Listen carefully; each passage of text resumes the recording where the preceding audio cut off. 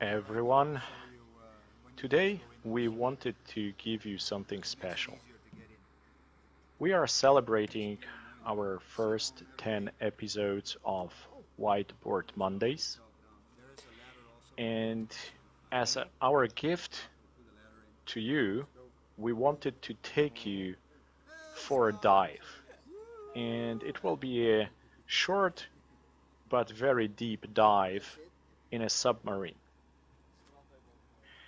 And because we are about learning stuff, we are going to use this dive to point out some differences between DPVs, Diver Propulsion Systems, and submarines.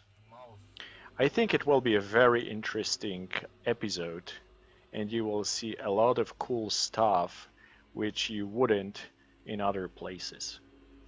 We're gonna use a research submarine, which is a very interesting piece of technology. I'm sure you will enjoy this episode. Let's go. Buoyancy is okay, we're going out. Roger that. Keep an eye on the divers on your right side. Will do. Welcome. This is Marek Swoboda with Amphi Americas, and today we're gonna take you for a very deep dive to 400 feet. But also we would like to use this opportunity to compare DPVs, or SDVs as they are sometimes called, to regular submarines. As you know, the military and the Navy uses something which is called a swimmer delivery vehicle. They can grow to pretty substantial sizes, and as they grow big, they become very similar to small submarines.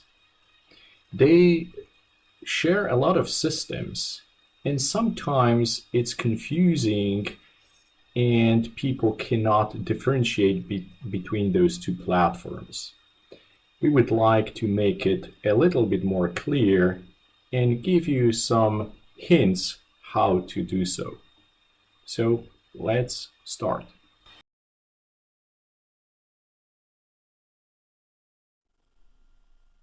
Let's take a look at this example, which is an American Dolphin X1 based on SDV Mark 8, and this example, which is a midget submarine. They look alike, the size is very similar, the propulsion systems are similar, and we have to ask ourselves, what's the difference? For the sake of this comparison, I built a simple table with 8 items, which compares a typical DPV to a submarine. And as you can see, there are only 2 items which sharply differentiate between DPVs and submarines, and they are highlighted here in this table. Other items, it's a mixed message, so they overlap on those 2 platforms. So let's start with item number 1, which is life support. DPVs have either nothing, none, or they have BIPs, which is built-in breathing system. And submarine, of course, they have dry 1 atmosphere hull or cabin, and sometimes they also have BIPs, but BIPs on submarines are used as a backup. Power plant in DPVs, in most modern DPVs, they have electric power plant, and submarines, they have a lot of different solutions, starting with electric, diesel, nuclear, Stirling, and all sorts of combination of those. Operational depth. In DPVs, operational depth is limited by the diver, because the DPV cannot go deeper than the diver, because diver is exposed to the external pressure. Thus, the operational depth depends on the platform which the diver uses for his dive. So in military, we have mostly oxygen and air systems, and that would set the maximum depth. So for air applications, that would be around 60 to 70 feet. For submarines, on the other hand, they can operate out down to 1,000 feet or 300 meters. This is typical for a military submarine. Other special submarines, they may go deeper, but I would call them special cases. Now the hull. So the DPV has a so-called wet hull. So the water can get in, and there's no barrier between the water and the diver, as you can see in this picture here. On the other hand, in submarines, the hull separates the diver from the external pressure, and it's very thick and sturdy, and they are usually very heavy, much heavier than similar size DPVs. Item number 5, endurance. DPVs have, in general, shorter endurance than the submarines. They are designed to endure hours. And of course, the limiting factor is the diver here. As submarines, depending on the type, they can stay underwater for days, sometimes weeks, sometimes months, depending on the platform. But in general, endurance is much shorter in DPVs. Speed, this is not that different between those two factors. So I would say small submarines, they move very similarly to DPVs in terms of speed. So small DPVs, they move slower, usually slower than 10 knots. And small submarines will probably share this feature. Although bigger submarines, they move much faster. So the range of speeds for submarines would be somewhere between 3 and 30 knots. Navigational and communication aids. So in DPVs, normally we have none, but military DPVs or SDVs will have some rudimentary communication equipment, maybe some sonar, but these are very primitive and low range solutions. While in submarines, we usually have underwater and surface communication systems. We have sonars, we have intercoms, and very well developed navigational and communication tools. Crew, well, DPVs are small by nature, and the crew is between 1 to 10 people. In submarines, this range is between 1 to maybe up to 200. So this comparison should give us a sense of similarities and differences between DPVs and submarines. And right now, let's move to our dive. As we mentioned before, we're going to use a submarine, a research submarine for our dive. The submarine is called Curasub, and you can go to this website, the link is in the description, and you can look up the features of this submarine. I'm not going to bore you right now with those features, but you can go into general features and specs and check the operational depth, power plant, life support systems, and so on and so forth. And you can then compare it to other existing solutions. I will explain some of those things as we go for a dive and as we walk around the actual submarine. Get it out of the water and it comes standing in the ground. And we charge up the batteries, fill the air, oxygen, clean up, preparation for the next day. Okay. Looks like mine. Sorry? Just kidding.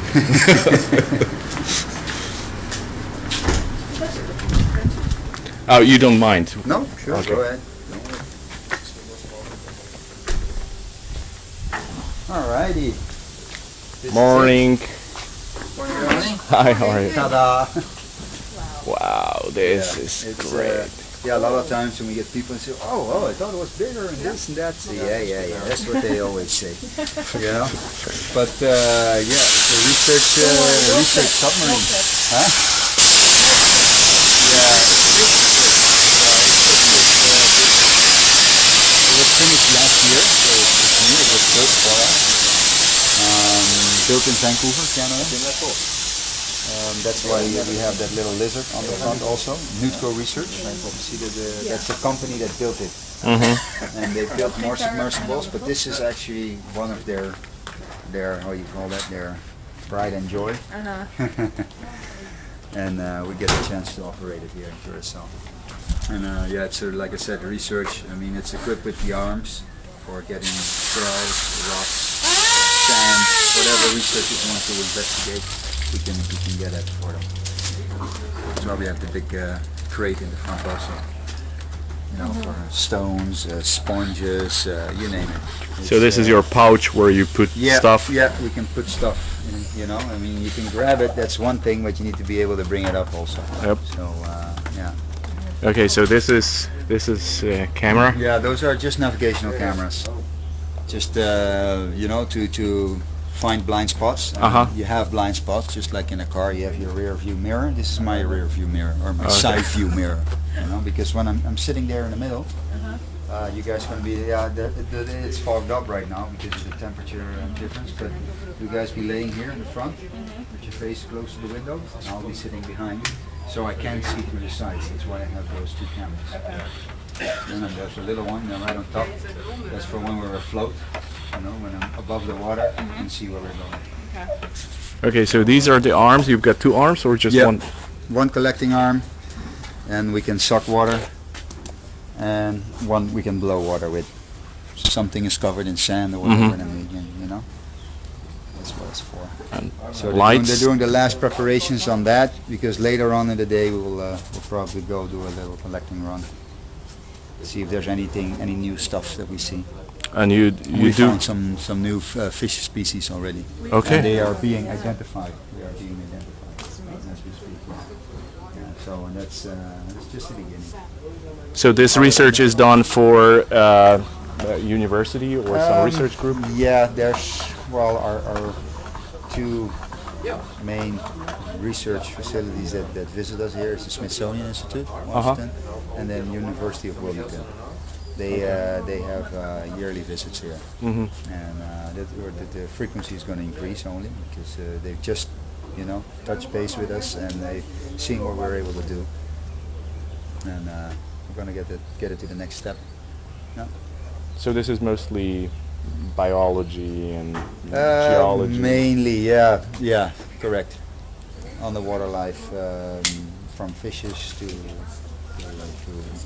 you name it, sea cucumbers, sea lilies, sponges, algae, mollusks, a whole range of you know, everything what's living on the water.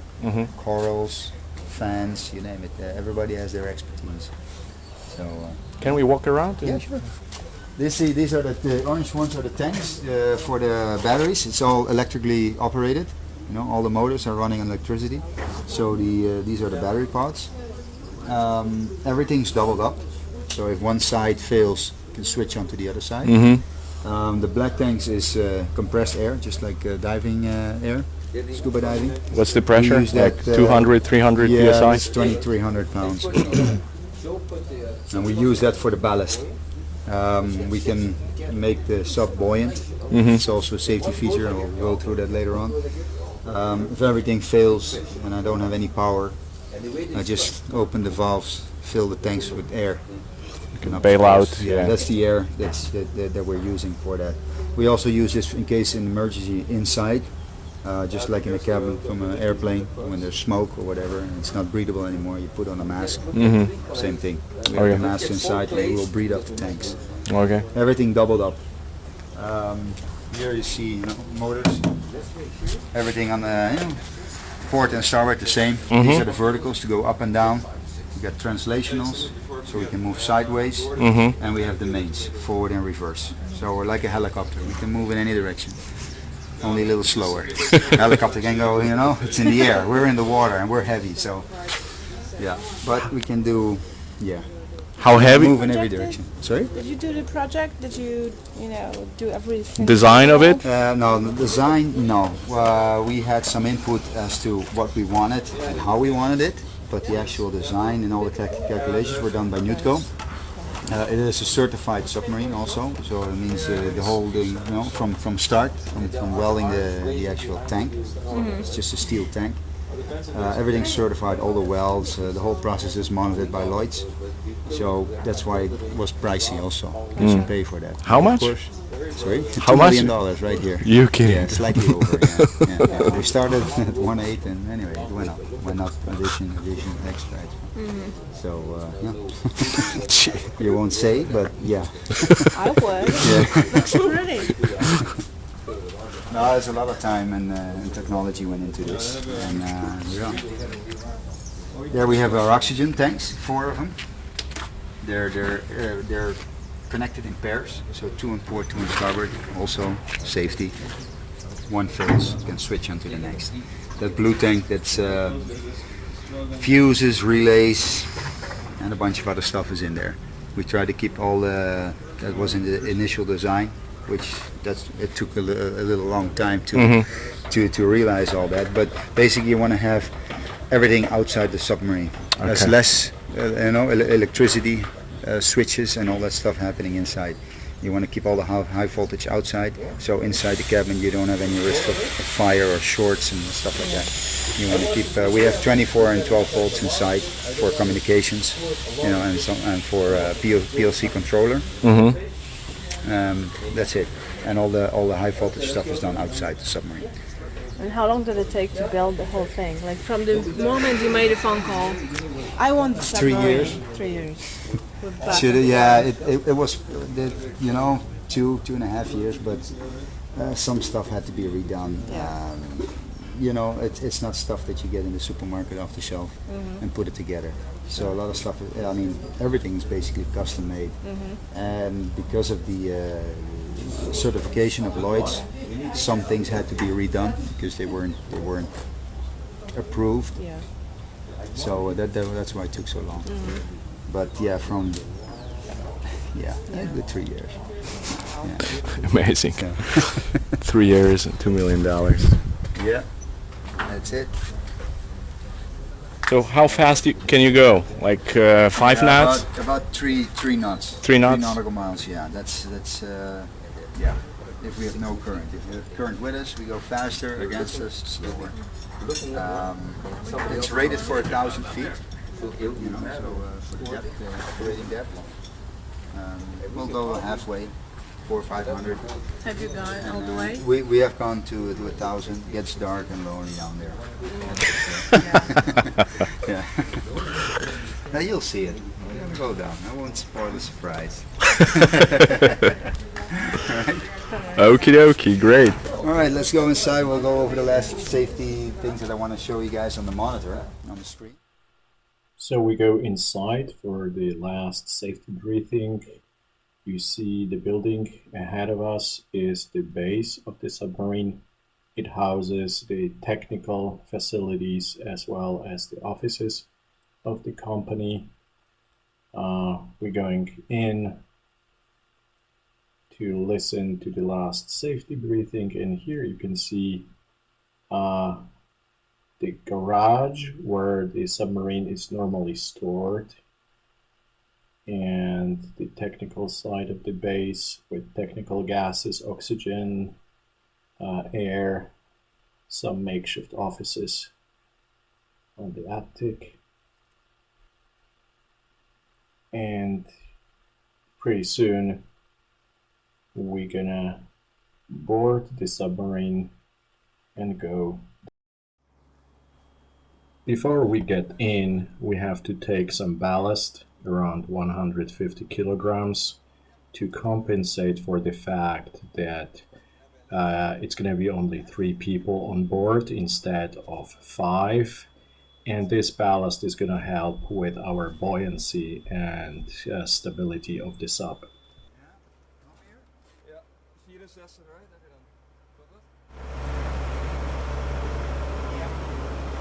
Okay. So how much weight are we getting? No, that's it. It's 152 kilos in total. Okay. To compensate for the people that are not going to go in. So, pretty lightweight. It's, so we double check this.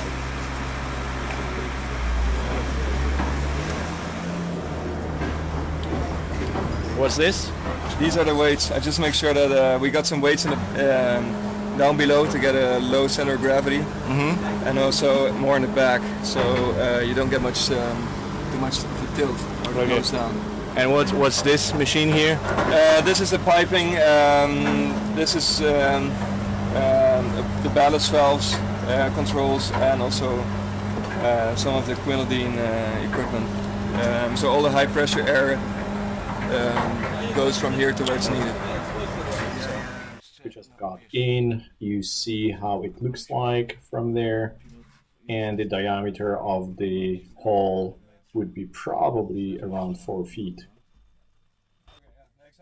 Okay. He's giving us lunch. Oh yeah, lunchbox. Yeah, that's the camera. Lunch? I gotta order now. Dinner.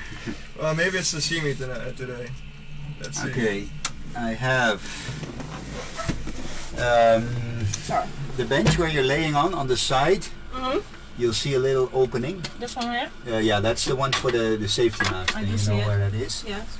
But on the side also there's a little opening just on top of the lights. Yeah, don't stick your hand in there, but you feel a little bit of air coming. Oh yeah. That's the scrubber system for the carbon dioxide. You know, so the air gets filtered, and those are the exhausts. There's a couple more here. There's actually 5, one for each person. Okay. So they're all running now. Just that's what I do also every 15 minutes with a check. I want to know if there's air coming out, just to verify that the system is working. I've got lights here, so I'll see if they go out. I know, okay, one fan is out, but I always like to know. It's the best way of knowing, feeling if something's coming out of there. Yeah. You know, it's best. The second language of this operation is Dutch, so sometimes we couldn't understand the exchange. Die gereedschapkist. Ja, gewoon boven in je bak aan de linkerkant. Ja, ligt die. Ja. Ik ren even snel genoeg. Ja, alright, yeah.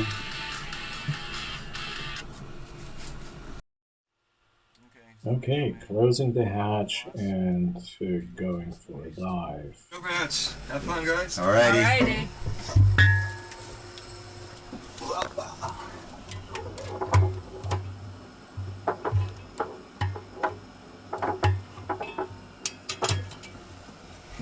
Okay. Okay, topside, hatch closed and secured. Okay, roger that. Enable thrusters and stand by for winch down. Roger that, standing by. Camera. Sonar. This is also to help me Okay, navigate. Curasub, you're off the hook. Please proceed forward. Roger.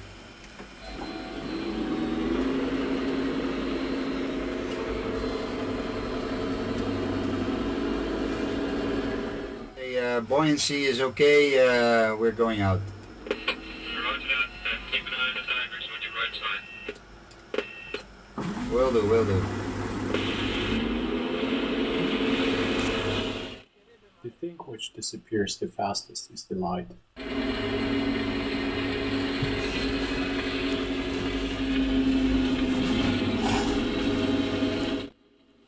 We are going over a cliff, and on the left hand side you see a scuba diver.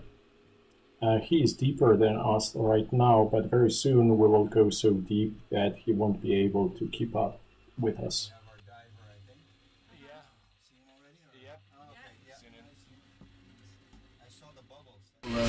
Fuzziness in the water, the little haze. Yes. Like like you drank too much. Yeah. That's because of the cold and warm water mixing. Oh. As you get this little turbulence Sometimes in the on water. the road, on the asphalt, you Correct. have the air. Yeah, it's the same process. See this fish? Yeah, that's a Small. black bar soldier. No, I don't see black bar soldier. Where's the soldier? Black bar. Yeah, The it's a pink red fish fish with with a a- yeah. black bar on the head. Yeah, I black see. bar soldier. we call it. And then the one below with a little bit of yellow orange is a squirrel fish. And then you have the little one. He's hiding in between with the spots. Yeah. That's a rock hind. We call it a purunchi here locally. They grow to be, yeah, about a little bit over a foot. This one at least. Really? And yeah, they're predators. They eat other fish,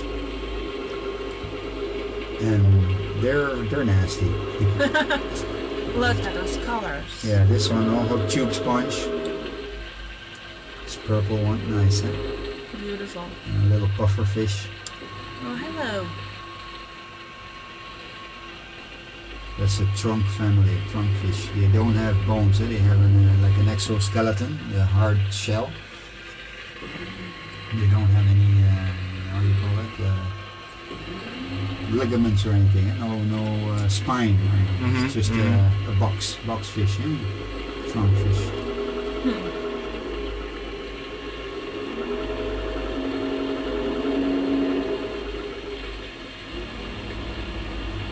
Then you have a bunch of goldfishes, the ones with the up ahead, also with a bright yellow tail. Yeah. Goldfish. They eat little shrimps, crustaceans that live in the sand. They go above the sand and they wiggle. They have a little beard, a little antenna underneath their mouth, and they stir up the sand, and that's how they eat. We are at 180. Yeah, I'll show you a nice anchor. There's a big anchor here. And, Look at this guy. Mouth. Yeah. Beautiful.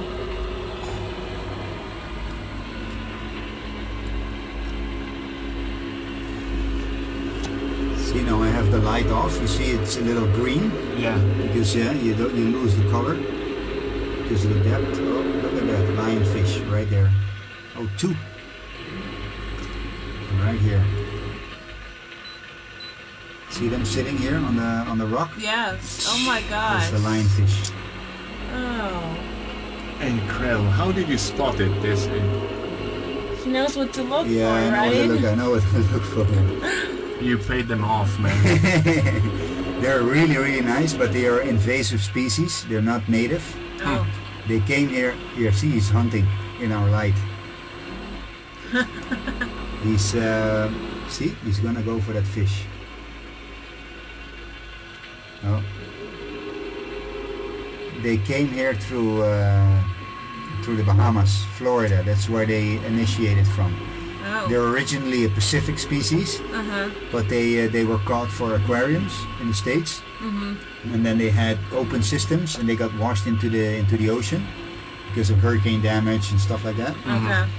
And they found a new home in the Caribbean.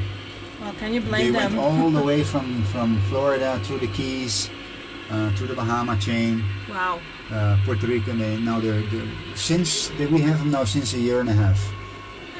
And they are very beautiful, but they are invasive. They breed very quickly. They eat a lot of young fish, Yeah. so they're afraid that the balance will get disrupted. Yeah. So spearfishing is illegal, but if you go for lionfish, you get an exempt, and you can hunt them. There's so serious? many of them. Yeah, we'll probably see more of them. So we catch How them big is regularly. it? Like this big? This one is like so. Okay. It's not that big. I mean, these ones they grow up to be 30 centimeters, 30 to 34 centimeters. Okay. But they grow fast and they eat a lot. They do 30% of their body weight a day. Life support. Okay, roger that. Stand by for life support. Okay, get cabin pressure 1/4 positive, O2 percentage 20.8. We are HP O2 port side 2200, line pressure 100. HP air port side 2300, starboard 2400. Mains 257, flashing GFM, no water alarms. Current depth 180. We are at the anchor. Okay, I got scrubbers working here. You feel if there's any air coming out of those openings? Yep, I got here both. Okay. Yes. Scrubber's working. Roger that. Just checked scrubbers functioning. Over. Okay, all copy. So this is the It's a little bit of air in the tank. See, now I'm hovering. Wow. so this is the Yeah, this has been here for 15 years, if not more. And it's just as big an anchor as the one on the bridge when you come over. It's painted black, you know, with the anchor chain as the railing. Yes. That's so pretty. Yeah, it's nice. Eh? See how the corals are growing on it. Yeah. And you see the purple yellow fishes? Mm-hmm. Those are the royal grammas. Red grandmas? Yeah, Gramma Loreto. Okay. Yeah, it's a Gramma family. I thought you said grandmas. No, yeah, a lot of people when I say royal grandma, it's Gramma. There's Grammas, you have different sorts. And this is the Gramma Loreto from the Lipogramma family. Beautiful. See, that's a long-nosed butterfly. Mm-hmm. There's one with a long snout and a yellow lower fin and a black back fin. Yes. We call it here locally. They call it pincette, which is tweezer, you know. Yeah, Like, yeah. Because of the mouth. Yeah.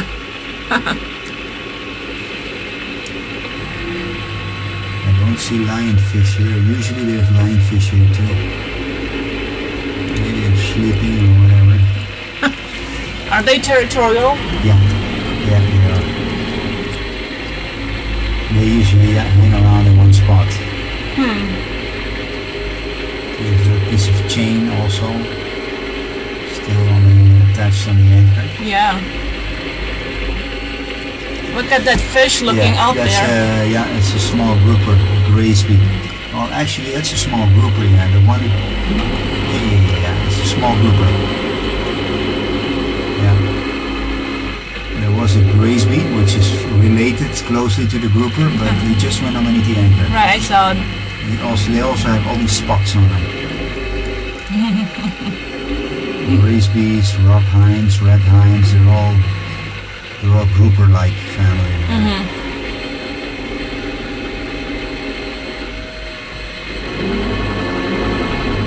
There's a banded butterfly. Bandit? The bandit, yeah, the white and black. Yeah. Like a bandido. Yeah. Banded butterfly. Usually when you see them like that, they're paired up, mated pair. Okay. They don't leave each other. Yeah. So beautiful. Yeah, and this is at 180 feet, which is, you know, it gets darker and darker as we go down. You'll see it. I'm gonna drop her down, and then you'll see how it changes. The scenery changes because the less light, the less life. Yeah. Downward deeper is, you know, scientists are really interested in, because you cannot reach with diving equipment. I mean, you can, if you go mixed gases, you can go deeper, but you are very limited in time. yeah. And safety is also a big aspect. So, you know, from this depth and deeper, you know, the scientists, they want to live down here and look at stuff. And we film it, we take photos. Some things we take up for them to. You can actually see the abyss beyond. We're gonna go check that one out. It's cool. You see it? Coming up here on the other side.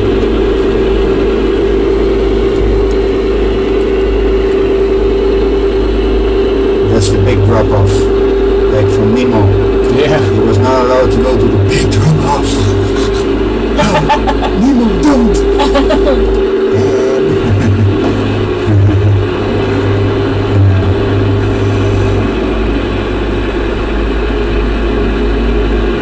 You see, if I turn off the lights, you can look further ahead because there's no backscatter. Wow. And you see it's relatively flat to the left. That's Yes. why all the sand is collecting there, because naturally there's always sand, you know, suspended in the water. It just needs a place to settle. You know, so all the flat areas, you know, that's why you have the sand collecting there. And then right here to the right, you see the drop off right there, Yeah. going straight down. Wow. This is awesome. Almost straight down. This is where we start actually.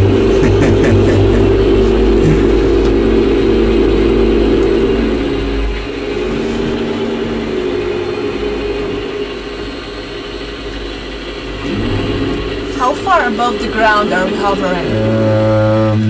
40 feet, so it's about 12 meters above. Yeah, it's hard to measure because it's sloping down also, but I'm getting a reading here that's straight down. It's more or less from where you are laying straight down. Really? Yeah. It looks like I can touch it. Yeah, it's measuring on the port. It's right out. It's right there.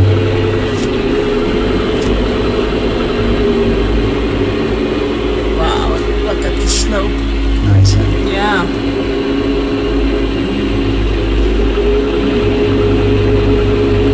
This is all still natural light, which is still really good. You'll see as we go deeper also, we'll do a section without light. You'll see how much you can still see actually, because of the clarity of the water. You get so much light penetration, sunlight going down.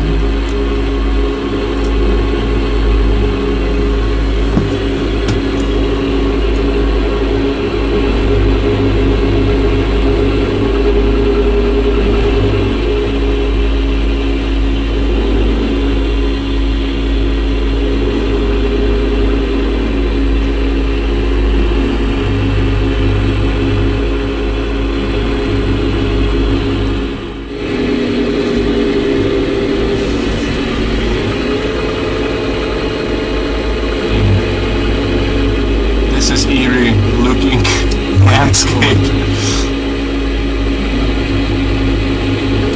Big sea fin.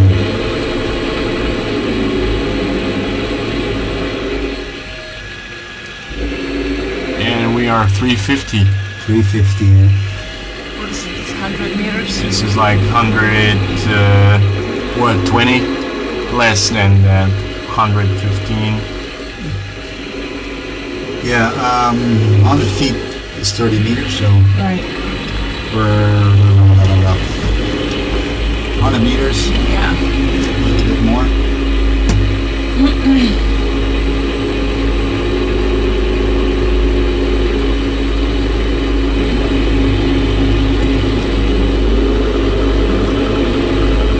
So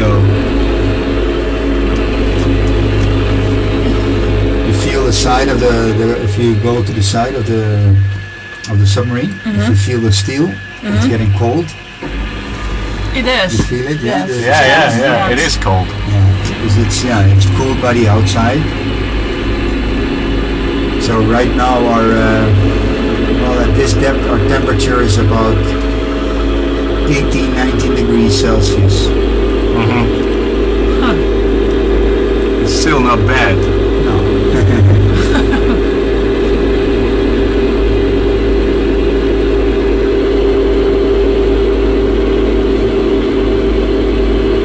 This is a nice part here. This is the ridge. See how it's dropping here behind? Yeah. Nice, huh? And this is 380. 380 feet. Oh my. And then going. See that little fish there? Yeah. The blue, Yep. light blue stripes in the back. That's a walleye basslet. It's not a big fish. It grows up to about 15 to 17 centimeters maximum. But it's a big predator. He fights fish almost as big as him. He'll go after him. They're very, very tough. They're hard to catch also. Yeah. We tried catching them with the submarine, with the arm, Uh-huh. and to put them in the aquarium for display. Uh-huh. And researchers wanted to have them also. And did you succeed? Yeah, we got them, but it's very hard. With this clumsy arm, you can. Topside, got you very weak. 2 out of 5. Very weak.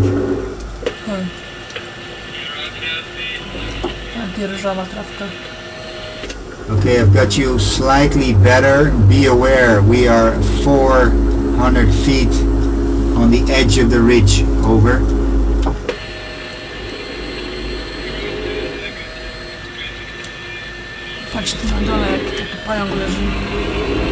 Okay, life support coming up. Life support coming up.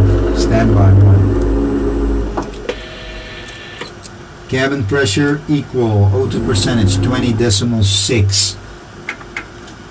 HP O2 2100 port side. Line pressure 100. HP air 2100 both sides. Mains 256, flashing GFM, no water alarms. Current depth 390 on the edge of the ridge. And we got scrubbers functioning. Over.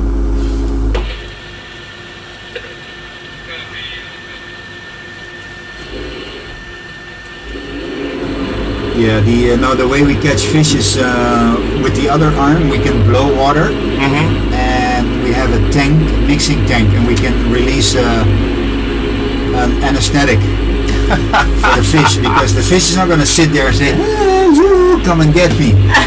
Of course not. So we release that in the water, we blow it with the water, and then I mean it's easier said than done. Yeah. And they swim through it, and hopefully they get a good, they breathe it in. They get really slow and groggy, and then we can go with the hose and suck it out. It's very hard. Yeah. You see, this is a basking starfish. That little black thing there, it looks like some wool wrapped around the coral. Yeah. But it's actually, it's family of the starfish. Look at that. Cool, huh? Yeah. This is a very nice area here. It's deep, but still a lot of life. Let me see if we can find some fish here also. I see one. It's underneath, going under the net. This is the feisty one. Oh yeah, Yeah. with the, okay. You didn't bring an anesthetic with you, huh?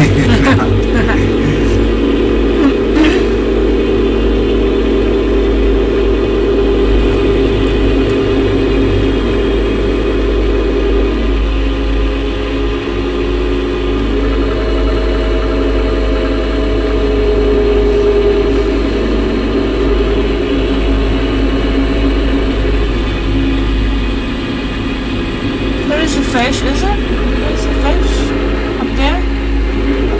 See this? Yes, I see it. Yeah, Let's see. Yeah, good very well. it is. It's just hanging to the wall. Small grouper. This is actually the same species as the one we saw on the anchor. Uh-huh. Yeah. Yeah, when it sees it, it goes back in his cave. Bye bye. Yeah, I had one for the dinner yesterday. Oh yeah? That's why he's hiding. See how this wall is almost vertical? It's really, really nice. Yeah.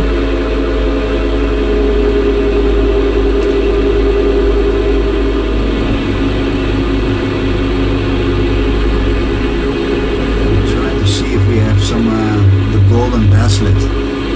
It's a fish that we caught, and the only one living in an aquarium in Japan is the one that we caught. Really? Yeah. Look there. There.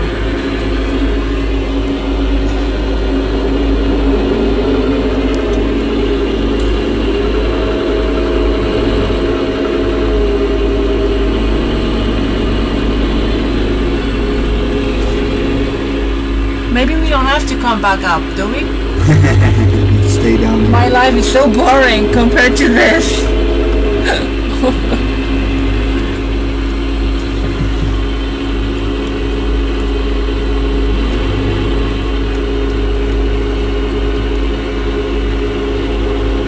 is this thing? This kind of like a, it's not like coral. You have, yeah, right there in the center. Yeah, the lowest edge of the wall. You have something. Is it a rock or something is growing there? Let's see.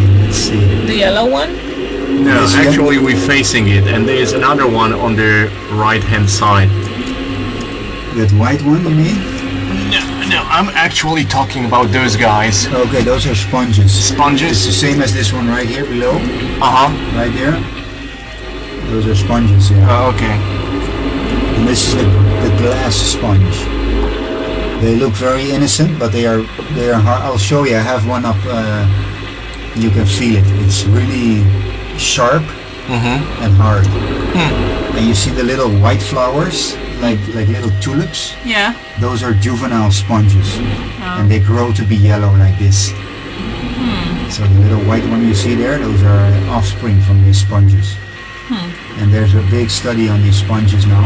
I mean, this glass sponge is pretty well known, but they investigate the sponges because they have a lot of toxins in them. They collect them and they basically they shred them in a blender. That's how they process them in the lab. Okay. To extract toxins, which they use for cancer research. Okay. For cancerous cell replication, to find it, the ultimate cure that they're looking for. I mean, they got some derivatives out of the sponges already, which they are using in chemotherapies. So it's an ongoing process. Really? Yeah, we had one guy come in.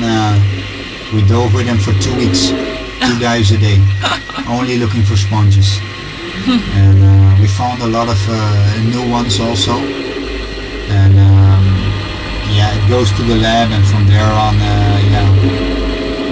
it gets labeled, gets a number, and then we say, okay, item number, and has this and this and that, which you can use, because what they ultimately want is to replicate something, one of the toxins, synthetically. Yes, synthesize them. Yeah, that's the key. So do those scientists really contact you, or how do they know about you? Well, we just started calling people Okay. and say, hey, we got a nice toy here. No, really?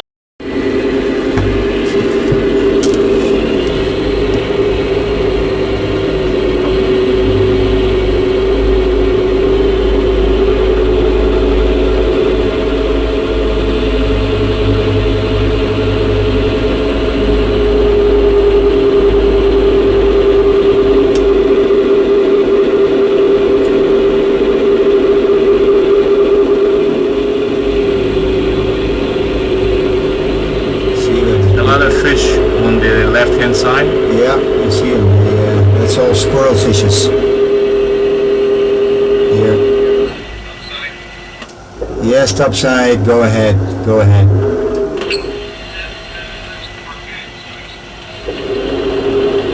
Okay, life support coming up.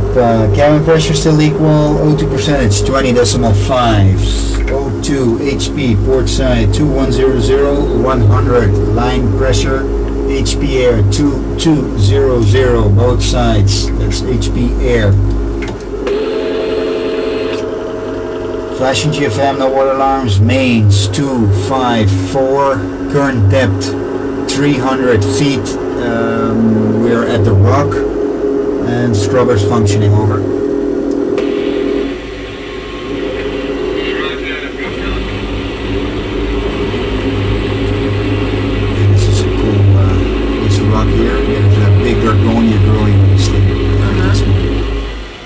She's like a mushroom. Yeah. Kind of umbrella, Yeah. There's should be here. Yep, there he is. Big Argonia. Like the one we just saw, the smaller one. Yeah. This one's also feeding. You see all these little white flowers. Yeah. Is it moving from the water, or is it? From the water. Get some water movement here. Look at the base of it. So pretty. Nice, huh? Let me see if you can get the color with the light on there. My gosh, this is It's so pretty. no, it's really really nice. I like it. And I always come here in the rock when I go east, and it's like I say, when it stops feeding, it retracts all the little white polyps, and you only have the skeleton, which is also very nice. Yeah. But this is more elegant, like it is now. But when it's retracted, the color of the structure, you see it a little bit better because you don't have the flowers. But yeah, this one is a little bit of current, not a lot, just a little bit of water movement. They love that. Cool. Beautiful. Let me see. This is like a picture perfect. I have one for my computer for screensaver. Yeah, you're not kidding. I take some pictures every time to see if I get the perfect one. It's hard to do.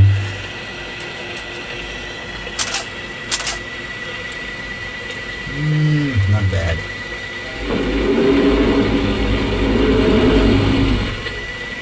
Not bad, not bad.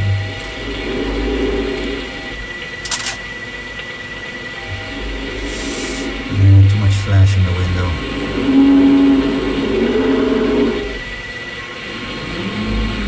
Okay, let's see. I'm gonna see if I can get you guys on the picture also here.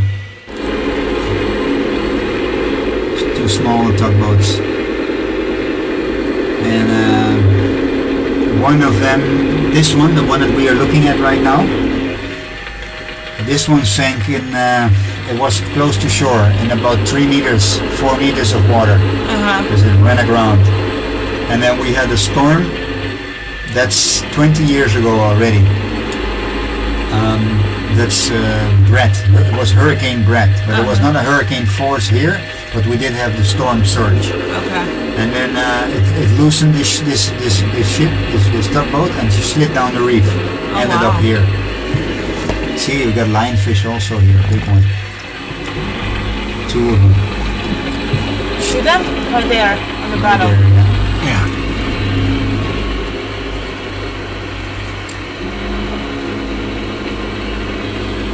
So that's this tugboat. He came from shallow and it slid down the reef, and accidentally it met up with another one, because there's another one laying, you'll see it as we go around this one. And this one was sunk on purpose for diving, as a diving object, artificial reef.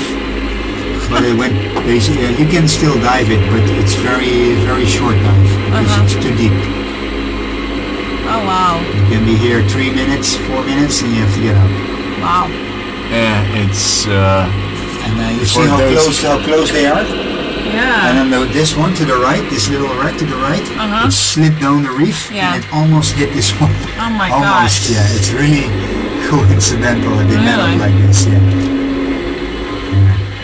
That's amazing. Yeah, it's really...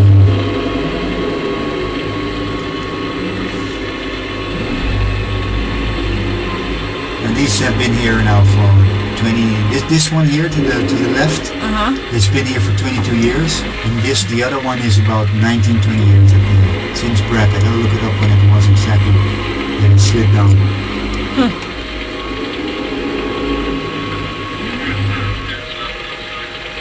Yes, topside, go ahead. Roger that, roger that. See a lot of sponges growing, the yellow ones are sponges. Sea fins, a little bit of everything here.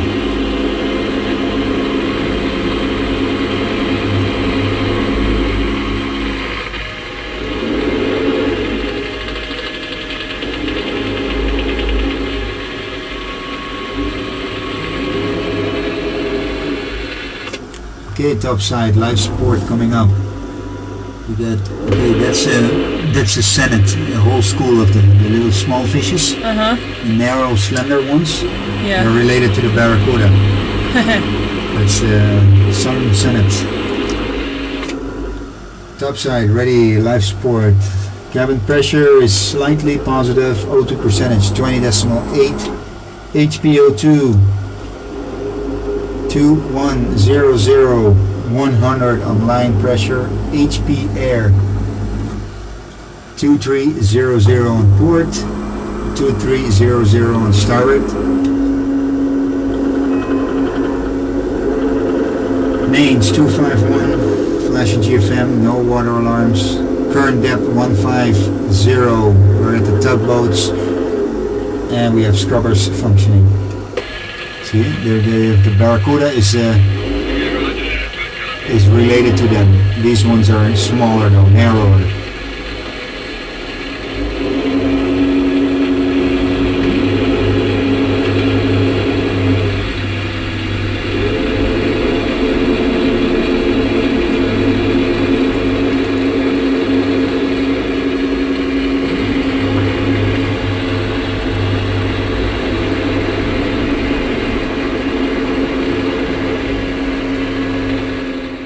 Surface or a little buoy, Yeah. with a dive flag or a noodle. Okay. So at least, you know, I mean, they everybody that dives here from Ocean Encounters, they have to fly a flag for safety. Okay. Yeah. You can jump in the water, dive anywhere you want, Yeah. but yeah, that's basically for your own safety. But we never really use it. But yeah, if you go with a group, it's good to have it. If you're alone or with two, you know, Yeah. you can handle yourself. You know where, but in a group it's hard to keep an eye on everybody. So. Sure. And then all motorized traffic, any traffic on the surface needs to stay clear 50-meter radius or 35-meter radius from the flag. Oh, okay. You know, in case they need to surface, the diver needs to go up and it's clear. Right. 50 meters, you said? Yeah, I think it's 30 meters. I would say 50 because then everybody will stay clear. Yeah.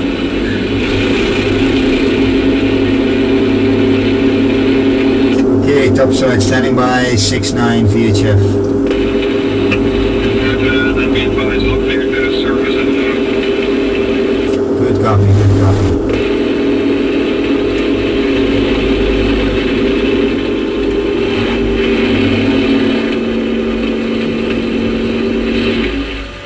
Alright, let me fill up my tanks.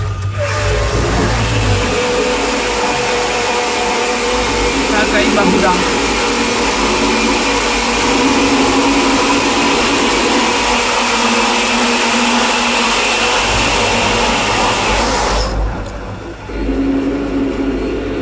Okay, Curasub, welcome back. Please rotate left.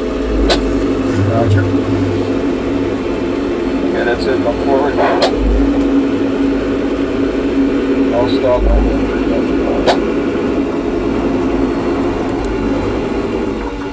Okay, I'll stop.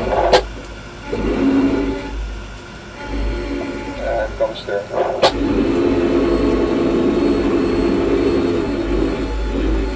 Come reverse.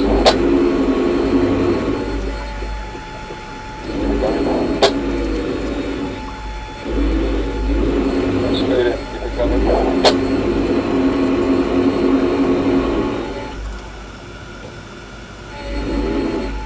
Parallel parking. One.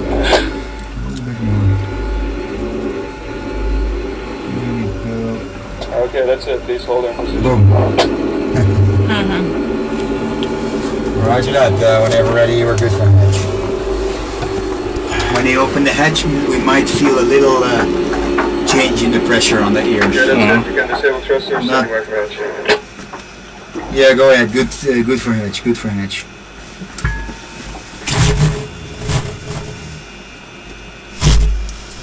That's it. That's our only pressure difference. Yeah, we have. That's because of, you know, it was warming up. Mm-hmm. Get a little overpressure, but very little. Not of any significance for watching tables or anything.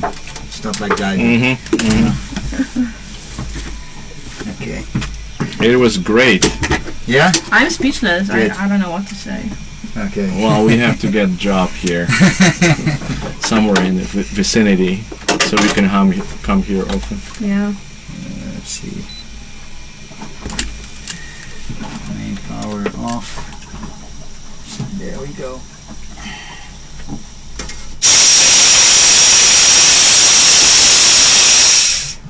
Hoppa. All right. Yeah. Let me put the. Thank you for watching. I hope you liked it. If so, please subscribe. Give us a like. Visit our Facebook site and our Amphi website, where you can see how Amphi differs from other DPVs. And of course, see you next Monday.